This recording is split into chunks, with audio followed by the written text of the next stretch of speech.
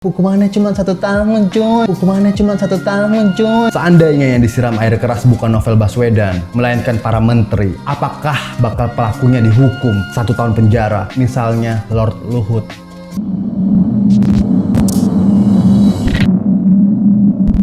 Assalamualaikum warahmatullahi wabarakatuh. Selamat datang di channel Don't Worry ID. Jadi masih bersama dengan gue Gasan Syakik Albak, dan sekarang kontennya berbeda nih. Jadi kalau misalkan sebelumnya gue selalu dialog, gue selalu podcast dengan orang-orang yang berbeda, dengan cerita yang berbeda. Kali ini gue menghadirkan konten monolog, dan kali ini gue akan membahas yang lagi viral tentunya. Ini menyangkut tentang keadilan, tentang hak asasi manusia, tentang apapun, pokoknya tentang semuanya yang menyangkut paut yang saat ini terjadi. Kalian tahu nggak? Pasti kalau buat kaum milenial yang bisa dibilang tuh ahistoris ya, yang melupakan sejarah, yang udah cuek, yang udah apatis, yang udah hedonis, kalian akan meng-skip aja berita ini. Tapi gue tenang aja, gue menghadirkan berita ini dengan pembawaan yang berbeda, men. Makanya kalian cukup lihat, cukup tonton, tapi jangan lupa untuk subscribe dulu nih. Kalian subscribe, dan kalau misalkan videonya suka atau walaupun nggak suka, kalian tetap aja like, terus komen dan share sebagai tanda support kalian. Kita langsung ke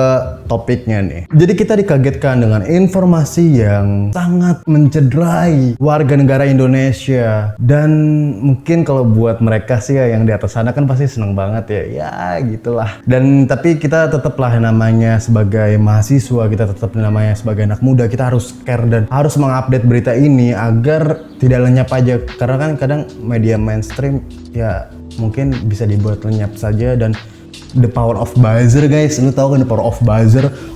Berita yang lenyap, berita yang bisa dimanipulasi. Wah.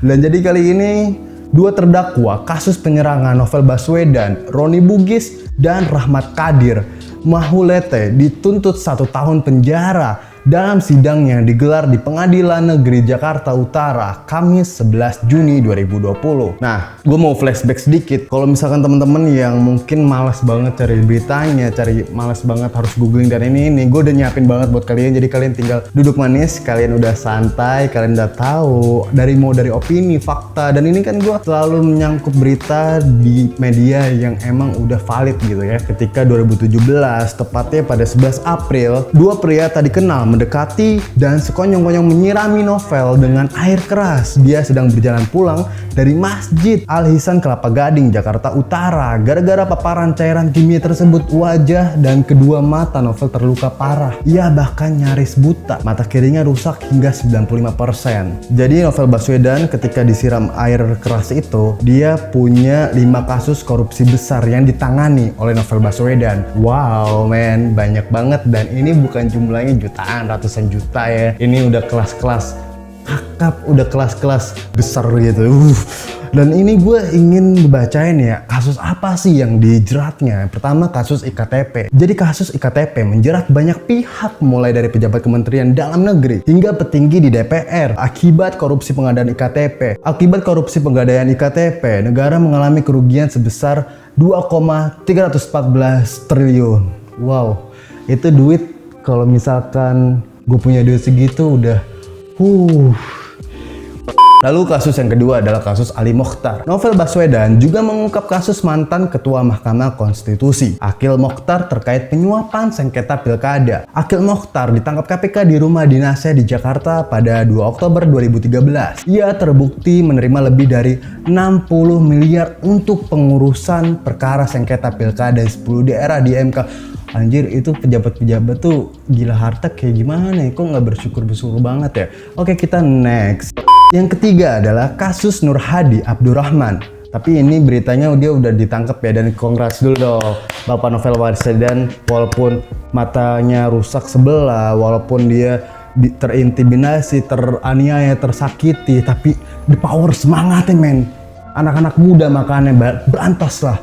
Namanya ketidakadilan, berantas kejahatan. Ini harus anak-anak muda dong. Ini sebenarnya Bapak Baswedan yang bisa tergolong udah tua, tapi semangatnya untuk memberantas korupsi ini Lalu kasus keempat adalah kasus Bupati Buol. Novel juga berperan dalam terungkapnya kasus suap perkebunan kelapa sawit yang menyeret Bupati Buol, Provinsi Sulawesi Tengah, Amran Batalipu. Amran ditangkap KPK pada 6 Juli 2012 di kediaman pribadinya. Yang kelima adalah ini kasus besar juga sih, kasus Wisma Atlet. Novel juga menyelidiki kasus korupsi Wisma Atlet, SEA Games Palembang. KPK mengatakan negara dirugikan 25 miliar cuy. Oh, itu duitnya banyak banget men, gila. Aduh, ini koruptor otaknya di mana sih kalian? Ya Allah, kenapa namanya uang rakyat, namanya uang pembangunan, uang ini, uang itu, kalian nggak ada rasa bersyukurnya? Otak kalian di mana sih?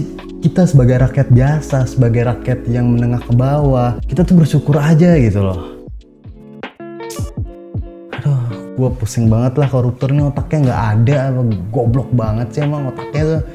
Itu 5 kasus yang terkait dari Novel Baswedan. Kenapa dia sampai disiram air keras itu lagi menjalani 5 kasus besar cuy, dan itu bukan kasus main-main. Jadi mungkin ada terkait dengan hal tersebut.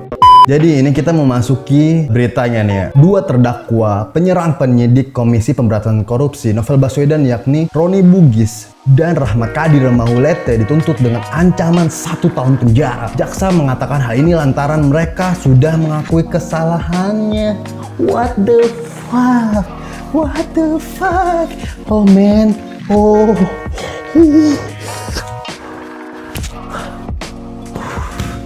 Wah gila gue. Aduh, gue membacain kayak ini gue skip aja buat videonya kali. Gue ngeliat kayak nggak make sense banget. Oke, kita lanjutin aja karena ini buat kalian semua. Ini gue walaupun nyesek ya, tapi ini gue untuk kalian tuh tahu gitu seberapa bobroknya. Selain itu, Jaksa Penuntut Umum Kejaksaan Negeri Jakarta Utara Ahmad Fatoni mengatakan kedua terdakwa juga meminta maaf dan telah menyesali perbuatannya termasuk kepada keluarga Novel dan Polri.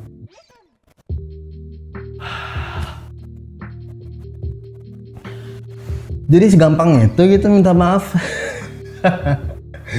Itu cacat loh men, itu cacat loh, sampai matanya cacat. Dikutip dari tempo.com, sejak awal tim advokasi Novel telah mengemukakan banyak kejanggalan dalam persidangan ini. Jadi di sini ada 3 nih ya. Yang pertama adalah dakwa jaksa dinilai berupaya menafikan fakta sebenarnya. Jaksa hanya mendakwa terdakwa dengan pasal 351 dan pasal 355 Kitab Undang-Undang Hukum Pidana atau KUHP terkait penganiayaan. Padahal kejadian yang menimpa Novel dapat berpotensi untuk menimbulkan akibat buruk yakni meninggal dunia. Sehingga jaksa harus mendakwa dengan menggunakan pasal 340 KUHP tentang pembunuhan berencana. Yang kedua adalah saksi-saksi penting tidak dihadirkan jaksa di dalam persidangan. Dari pantauan tim advokasi Novel, setidaknya terdapat 3 orang saksi yang semestinya dapat dihadirkan. 3 saksi itu juga sudah pernah diperiksa oleh penyidik Polri, Komnas HAM, serta tim pencari fakta bentukan polisi. 3. Peran penuntut umum terlihat seperti pembela para terdakwa. Menurut dia, hal ini terlihat dari tuntutan yang diberikan kepada 2 terdakwa. Tidak hanya itu, kata Isnur, saat persidangan dengan agenda pemeriksaan Novel pun, jaksa seakan memberikan pertanyaan-pertanyaan yang menyudutkan ke penyidik KPK itu. Wow, gila, ini what a game man. Ini permainan apa cuy? Kok bisa sampai seenaknya begitu? Keadilan tuh sampai dipermainkan, sampai disudutkan, sampai dibeda-bedakan. Apakah memang itu namanya hukum? Apakah memang itu namanya keadilan?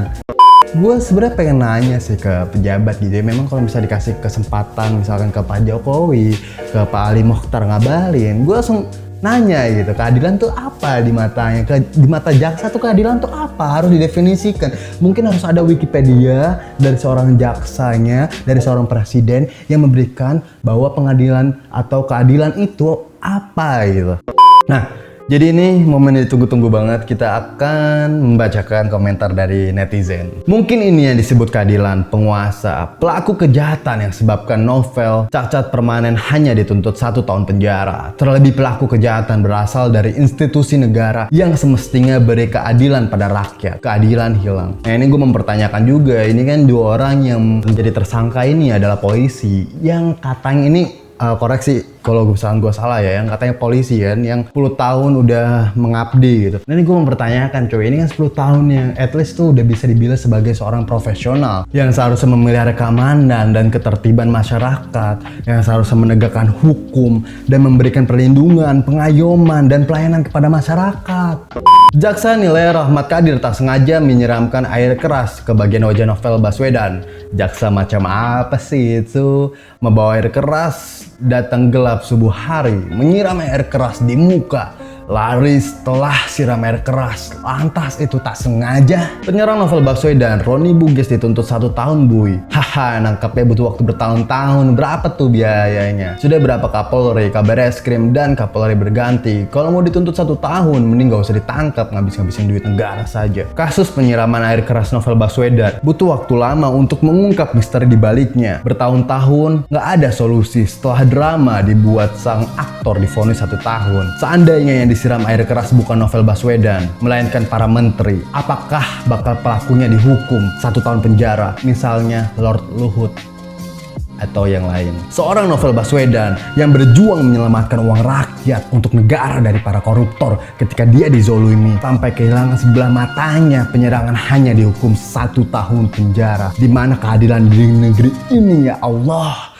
Tunjukkan kuasa-Mu ya Allah. Amin. Jika kalau Anda membonceng teman yang hendak berbuat jahat sehingga penegak hukum matanya buta sebelah, jaksa hanya akan menuntut Anda 1 tahun. Wow. Adil, suram, kelam? Coba tolong komentar. Ketika mata cacat seumur hidup, sedangkan pelaku hanya dituntut hukuman 1 tahun. Ingat, keadilan boleh salah, tapi kebenaran tak pernah salah dan kalah. Ketua BEM Uncen bersuara tentang rasisme kena 10 tahun. Tersangka penyerangan Novel Baswedan kena 1 tahun. Gak ada yang lebih dagelan daripada sistem hukum kita. Keadilan patut dipertanyakan dalam kasus Novel Baswedan. Tuntutan hukum cuma 1 tahun dengan alasan tidak sengaja kena mata. Bagaimana kita memperoleh cita hukum yang berkeadilan? Aktivis Papua menyuarakan pendapat saja dituntut lebih berat. Negara kita kok lucu ya, maling ayam aja bisa sampai di penjara 10 tahun. Ini bikin mata Novel Baswedan cacat seumur hidup, hukumannya cuma 1 tahun coy. Hukumannya cuma 1 tahun coy. Ahmad Dhani cuma nulis di medsos mau ludahi dituntut 2 tahun, vonis 1,5 tahun. Ini ludahin Novel Baswedan langsung pakai air keras, bikin cacat seumur hidup dituntut cuma 1 tahun. Kurang ini jangan disebutin. Pak Novel Baswedan dianiaya sampai matanya buta, pelakunya dihukum 1 tahun. John Ruh Ginting dihukum 1,5 tahun, cuma nulis di medsos. Hukum dunia memang tidak adil. Di manakah keadilan di negeri ini? Apakah ini yang disebut hukum bisa dibeli? Bapak Novel Baswedan disiram dengan air keras hingga matanya buta, dan pelakunya hanya dihukum 1 tahun penjara. Sungguh miris. Dan saya yang menulis di sosmed bahkan dihukum 1,5 tahun penjara. Haha. Dan menurut gua ya, inilah adalah bukti bahwa ancaman kepada keadilan bukanlah isu belaka. Kasus Novel Baswedan itu serius, persidangan yang bercanda. Apakah memang pemerintah ini lebih sayang kepada penyerang Novel Baswedan daripada keadilan? Coba mungkin bapak-bapak, para pejabat bisa memperjawab pertanyaan saya. Mengapa 1 tahun ini tidak masuk di akal? Memasuk di akal, memasuk di otak, memasuk di hati, ini tidak masuk semuanya. 1 tahun penjara. Men, itu bukan kelilipan cuy. Hakim itu terdiri dari 3 macam. 1 orang di surga dan 2 lain yang di neraka. Seorang hakim yang tahu kebenaran dan ia memutuskan dengan kebenaran itu, maka tempatnya adalah di surga. Sedangkan hakim lain yang mengetahui kebenaran namun ia menyimpang dengan sengaja, ia berada di neraka. Dan seorang hakim yang memutuskan suatu perkara tanpa didasari dengan ilmu, ia berada di neraka. Hadis riwayat Abu Dawud, Tirmizi, dan Ibnu Majah. Oke teman-teman, jadi sampai situ aja. Terima kasih banget untuk menonton sampai sepanjang ini. Dan jangan lupa untuk subscribe, like, komen, dan kalian bisa berkomentar bebas. Gimana tanggapan kalian kepada persoalan ini. Dan jangan lupa, yang namanya pengalihan isu itu selalu muncul. Masih banyak kasus yang belum kita jaga, yang belum kita awasi. Ada RUU Minerba, Omnibus Law, dan sebagainya. Jadi kalau misalkan kalian support gue akan tambah semangat. Dan ketika gue tambah semangat, gue akan terus mengupdate berita yang mungkin anak-anak muda tidak akan update. Karena sejatinya mahasiswa, anak-anak muda kita harus peduli, kita harus mengawasi. Katanya kan DPR udah ngasih hak budgetnya 3 tahun kepada pemerintah, itu udah semacam temenan dong. Jadi mana katanya Dewan Perwakilan Rakyat? Apakah memang itu Dewan Perwakilan Rakyat atau Dewan Rakyat? Oke. Jadi segitu aja teman-teman, jangan lupa untuk subscribe, like, komen, dan share video gue ke teman-teman kalian. See you soon.